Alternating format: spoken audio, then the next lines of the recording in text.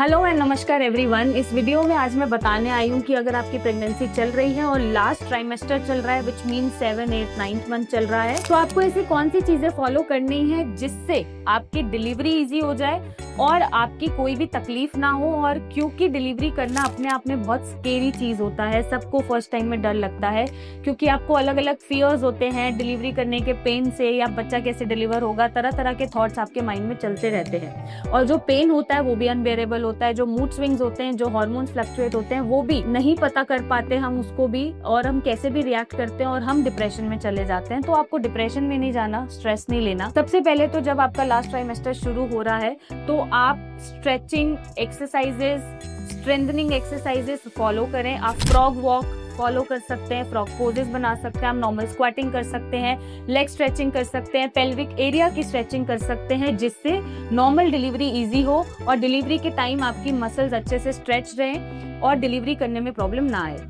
Next आपको ये ध्यान रखना है कि आपको कॉन्स्टिपेशन नहीं बनने देना है। तो कॉन्स्टिपेशन ना बने उसके लिए आप पपाया खा सकते हैं अगर आप लास्ट ट्राइमेस्टर में हैं तो।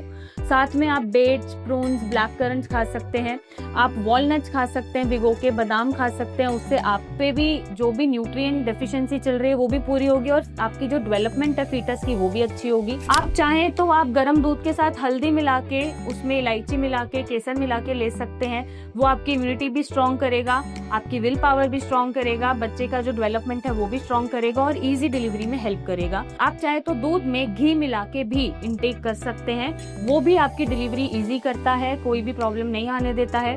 साथ ही साथ अब आपको क्या करना है, प्रिपेयर होना है अपने हॉस्पिटल के लिए और अपने बैग्स पैक करने हैं, क्योंकि पोस्टमार्टम जब आएगा, डिलीवरी हो जाएगी तो बहुत ज्यादा ब्लीडिंग होगी। उसके लिए आपको कॉटन सैनिटरी पैड्स रखने हैं, आपको ऐसी ड्रेसेस रखनी है जो इजी टू नर्स हो, क्योंकि डिलीवरी करते ही आप विद इन 24 आवर और 48 आवर आप दूध पिलाएंगे बच्चे को, और जब दूध पिलाएंगे तो वो ड्रेसेस ऐसी होनी चाहिए जो नर्सिंग फ्रेंडली हो, आपको बहुत ज्यादा डिस्कम्फर्ट ना हो। ओपन जो बटन गाउन्स होते हैं या शर्ट्स होती हैं आप वो रख सकते हैं, मैक्सी ड्रेसेस रख सकते हैं जिससे आप इजीली दूध पिलाएं।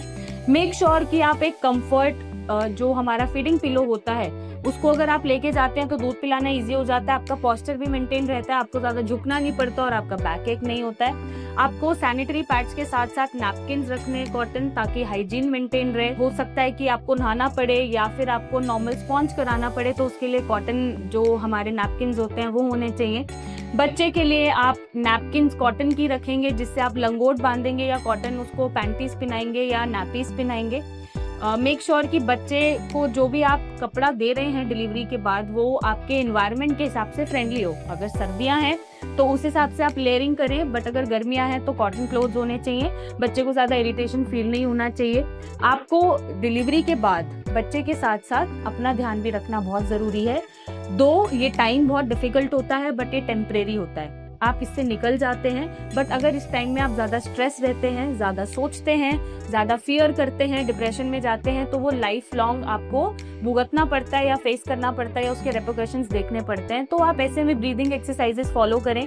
आप डीप इनहेल एक्सहेल कर सकते हैं, प्राणायाम फॉलो कर सकते हैं। प्राणायाम 2 में आप जब इनहेल कर रहे हैं अपनी ब्रेथ को होल्ड कर रहे हैं 8 सेकेंड एंड देन एक्सहेल कर रहे हैं। अब आपको डिलीवरी तो करनी है, डिलीवरी कर दी, आपको पेन भी है, आप बैठ भी नहीं पा रहे, आपकी बैक में भी पेन है, बॉडी एकदम टूटी हुई है, बट स्टिल बच्चे को आपको अटेंशन भी देनी है, नर्स भी करना है, मतलब दूध भी पिलाना है और उसकी केयर भी करनी है। ऐसे में आप जितना रिलैक्स रहेंगे उतना ही आप बच्चे के साथ बॉन्ड डेवलप कर पाएंगे, उतना ही आप बच्चे का ध्यान रख पाएंगे और अपना ध्यान रख पाएंगे। और अगेन रिपीटिंग कि अपना ध्यान भी रखना है, तो आप मसाजेस ले सकते हैं जिससे आपको थोड़ा रिलैक्स मिले, आपके पेन्स कम हो। आप सपोर्ट ले सकते हैं अपने फैमिली से, अपने स्पाउस से कि जो ड्यूटीज हैं वो हम बांट सकते हैं, या बारी बारी बच्चे का ध्यान रख सकते हैं सो दैट आपको भी आराम करने का टाइम मिले और बच्चे की केयर भी अच्छे से हो।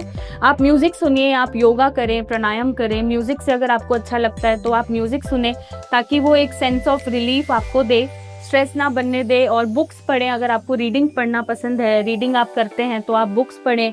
आप टाइम स्पेंड करें, जो भी आपके सपोर्टिव मेंबर्स हैं आसपास उनके साथ आप उनकी हेल्प लें, उनके साथ टाइम स्पेंड करें और रिलैक्स रहते हुए इस टाइम पीरियड को फेस करें, क्योंकि ये टेम्परेरी है, चला जाता है। जब भी हार्मोन आपके नॉर्मल होने शुरू हो जाते हैं तो ये मूड स्विंग्स और डिप्रेशन और स्ट्रेस भी चला जाता है।